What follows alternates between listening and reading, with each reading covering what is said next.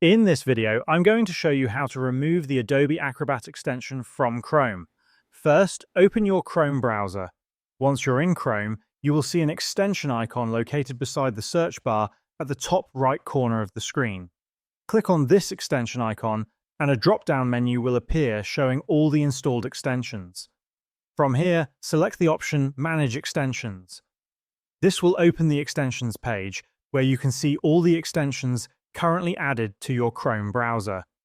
Find Adobe Acrobat from the list of extensions. If you want to disable it temporarily, you can use the toggle switch next to the extension to turn it off.